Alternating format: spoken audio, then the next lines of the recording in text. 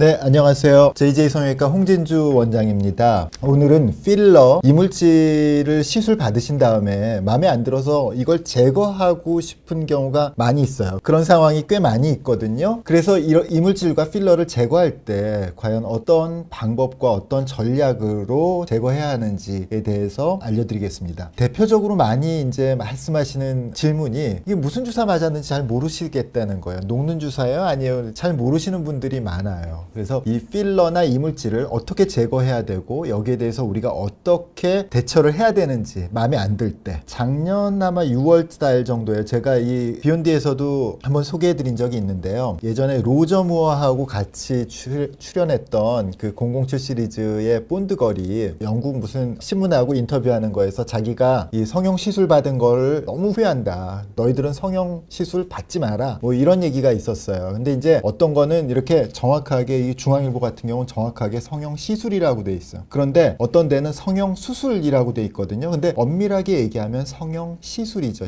그러니까 굳이 시술과 수술을 나눈다면 절개하지 않고 주사 맞는 걸 이제 시술이라고 하잖아요. 그러니까 지금 여기서 보면은 지금 이거 보시면은 이게 이제 뭐 일간지에도 나오고 한때 이제 화제가 됐었던 얘기인데 이렇게 이제 주사를 맞고 그랬단 말이죠. 그리고 이 주사 맞은 이물질을 빼려고 굉장히 많이 수술을 또 받으셨대요. 그래서 지금 근데 당연히 일부는 남아있게 되고 거기에 대해서 정말 자기가 후회한다라는 인터뷰를 한 내용이에요. 근데 이제 이렇게 아무래도 이렇게 좀 간단한 시술을 더 선호하죠. 여러분들이 이제 뭐 당연히 뭐 칼을 대는 성형 수술보다는 시술이 훨씬 더 솔깃하죠. 또 꽤 문제될 것 같지 않고 그래서 여러 번 주사 맞고 또 시술 받고 그러면서 자기 얼굴이 여러 가지로 문제가 생기고 마음에 안 들게 되고 또 나중에 지나고 보면은 굉장히 문제가 되고 그런 현상들이 생기고 거기에 따른 성형외과에서 치료해야 되는 영역 중에 하나가 되었습니다. 이게 이전에 왜 선풍기 아줌마라고 있었죠. 선풍기 아줌마. 제가 그 사진을 찾다가 그 또 초상권 문제가 있고 뭐 그래서 그냥 이렇게 이걸 했는데 선풍기 아줌마는 성형수술에 중독되신 게 아니에요. 그게 주사를 맞은 거죠. 그러니까 아까 이 브리드 오클랜드라는 이 본드걸 이분하고 같은 상황인 거죠.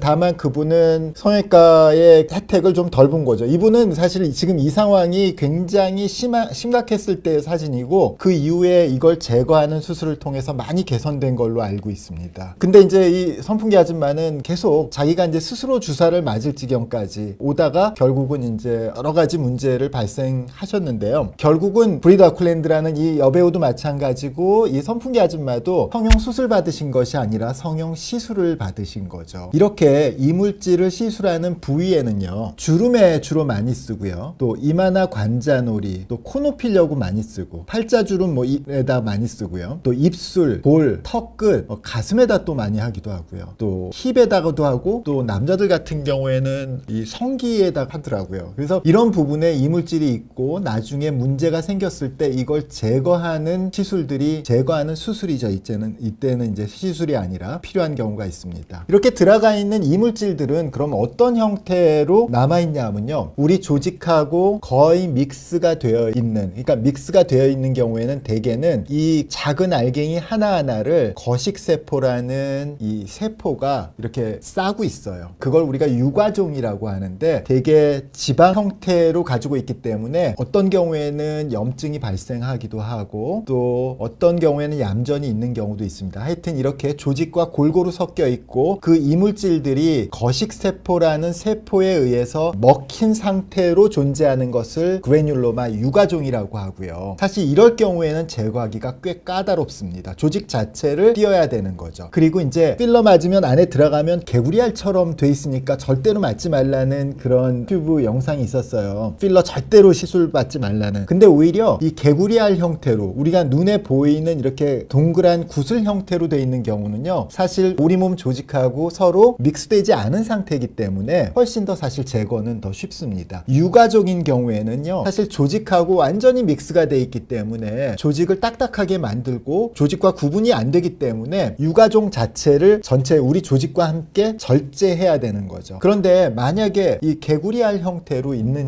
있다면은 여기 보면 이렇게 이런 식으로 돼 있다면은요 사실은 그냥 짜주기만 해도 없어져요. 그런 해피한 케이스도 있답니다. 이게 우리가 필러나 이물질은 다 주사 주사로 넣잖아요. 그래서 주입이죠. 주사로 넣는다 해서 주입이죠. 인젝션 그러는데, 주사는 주사바늘 끝부분을 중심으로 동심원, 그러니까 동심구를 만들죠. 이렇게 동그란 원을 만들게 되겠죠. 원이 아니라 구죠. 이렇게 주사바늘 끝에서 똑같은 힘을 바깥쪽으로 이렇게 서로 밀치게 되는 거죠. 이게 그냥 액체 같은 류는 이렇게 동그란 형태로 있지 않고 우리 몸에 우리 조직에 스며들기 때문에 아까 말씀드린 유가종 형태의 이물질로서 잔존할 가능성이 많고요. 이렇게 약간 젤리 형태인 경우에는 스스로 서로 조직하고 뭉치기보다는 자기 이물질끼리 뭉치기 때문에 상대적으로 제거하기가 좋습니다. 또 녹는 필러도 나중에 녹이고 나서도 자국이 남는다, 이런 얘기들을 이제 많이들 했어요.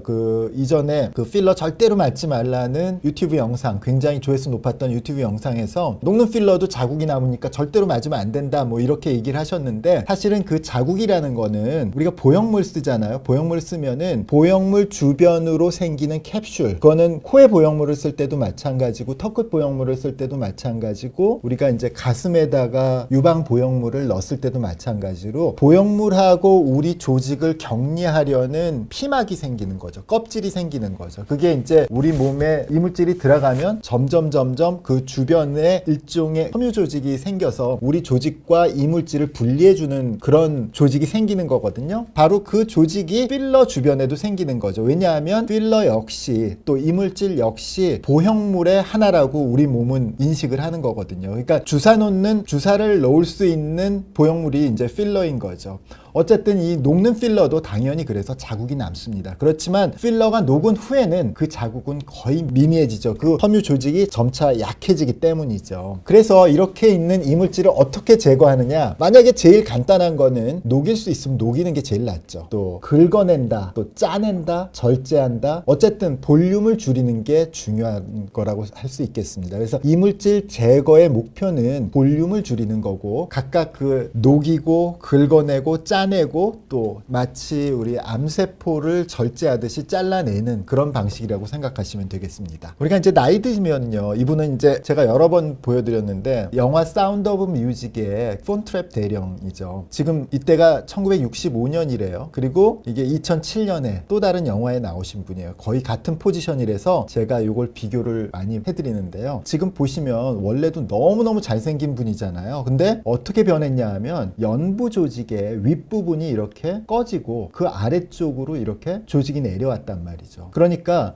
우리 연부 조직은 일종의 패딩, 그러니까 그 안쪽에 뭔가가 있는 패딩 같아요. 이 젊었을 땐 이렇게 빵빵하다가 나이가 들면서 위쪽 부분의 볼륨은 줄어들고 아래쪽 볼륨은 늘어나게 되는 거죠. 그러니까 마치 위쪽은 꺼지고 아래쪽은 조직들이 몰리는 현상이 생기는 거죠. 다시 보면은 이렇게 마치 여기가 아까 더 얘기했던 그 봉지처럼, 저 커피가 든 봉지처럼 말이죠. 아래쪽으로 볼륨이 내려갔고 위쪽에는 꺼진 현상이 생기거든요. 그런데 나이 들면서 제일 먼저 얘기하는 게 이제 꺼졌다. 야, 여기 쑥 꺼졌다. 그래서 여기다가 이제 뭔가를 집어넣는 거죠. 사실은 이렇게 내려온 부분이기 때문에 다시 올려주는 게 우선이죠. 사실 이 위에다가 뭘 넣는 것보다. 근데 아무래도 넣는 게 더 간단하니까 이게 리프팅이나 뭐 이런 것보다는 간단하게 주사 놓는 걸로 위쪽에다가 뭘 넣어서 이 젊은 시절의 모양하고 비슷하도록 만들려는 게 이제 바로 필러며 시술, 동안 시술에 필요한 필러를 이용한 동안 시술이 되겠습니다. 그래서 처음에는 좀 마음에 들 수가 있어요. 어느 정도 약간 마음에 들어요. 근데 시간이 지날수록 이 자체가, 여기 넣었던 볼륨 자체가 또 처지게 되는 거죠. 그래서 어쨌든 지금 이렇게 위쪽에 꺼진 부분을 채우기 위해서 이 리프팅이 원래는 맞는 방법인데 아직은 좀 이르고 아직은 좀 그렇게까지 해서 뭐 이런 얘기들을 하니까 결국은 여기다가 뭘 집어넣게 되는 시술을 훨씬 더 많이 하시는 거죠. 아까 얘기했듯이 이 성형 수술보다는 성형 시술을 많이 하게 되는 이유가 되겠습니다. 우리가 이제 그래도 제일 많이 하는 게, 성형외과에서 제일 많이 하는 건 이제 지방 주입이에요. 지방 주입은 필러보다는 훨씬 더 자기 조직이기 때문에 낫긴 하지만 사실 잘못된 위치에 들어갈 경우에는 필러보다도 더 제거하기가 어려운 문제가 있습니다. 또 필러를 쓰기 전에는요, 파라핀을 쓰기도 했고요. 또 이 바셀린이라는 그 미네랄 오일이 있어요. 광물성 지방. 그러니까 존슨스 베이비 오일이 대표적인 거예요. 그게 바로 광물성 지방인데 보통 식물성 지방이나 동물성 지방에 비해서 우리 우리 몸하고 반응하는 게 훨씬 더 덜하대요. 그래서 이런 파라핀이나 오일이 물론 부작용이 있음에도 불구하고 주입을 했죠. 그런데 파라핀이나 이런 미네랄 오일 같은 경우에는 아까도 말씀드렸듯이 젤리 형태가 아니라 거의 액체 형태이기 때문에 다 들어가서 유과종을 형성하는 거예요. 우리 조직에서 아까 말씀드린 거식세포들이 그 백혈구의 일종인 거식세포들이 먹고 있는 거예요. 다 먹고 있어. 그래서 조직하고 섞여서 조직 자체가 다 이물질하고 우리 조직이 섞여 있는 거죠. 이걸 제거하기 위해서는 조직 자체를 짜거나 긁어낼 수가 없고 조직 자체를 잘라내는 그런 수술을 할 수밖에 없는 거죠. 그런 형태였다가 그다음에 이제 실리콘 젤 형태를 주사했다가 요즘에는 이제 하얄루론산 계열의 훨씬 젤리 형태로 유지되기도 쉽고 우리 몸하고 인터랙션 반응이 없고 또 우리 몸 성분 중에 일부하고 유사한 하얄루론산이 많이 사용되고 있습니다. 그래서 이렇게 빵빵하게 넣는 걸 목표로 하죠. 그래서 봉제왕구 이런 봉제왕구처럼 이제 빵빵하게 넣게 되는 거죠. 그러고 나서 처음에는 그럴듯하다가 나중에 되면은 실망하게 되는 이유가 이제 얼굴 표정이 일단은 없어지죠. 이게 기본적으로 이물질을 넣게 되면 조직의 밀도가 높아져서 조직이 딱딱해지는 거죠. 주름이 딱딱해지면은 주름이 없어져요. 주름이 없어지면 좋을 것 같지만 그 옆에 가서 더 굵고 깊은 주름이 생기는 거죠. 그 부분에만 주름이 없어지는 거예요. 또 연부 조직에 무게를 더 주는 거기 때문에 처짐은 훨씬 더 가속화되고 그래서 어색한 주름 만들고 처짐을 더 크게 만들고 이런 후회를 결국은 하게 되는 거죠. 그래서 이물질과 필러를 어떻게 하면 제거할까요? 이거 무슨 주사 맞았는지도 모르겠는데 어떻게 제거할까요? 이런 말씀을 가지고 이제 병원에 찾은 분들이 많습니다.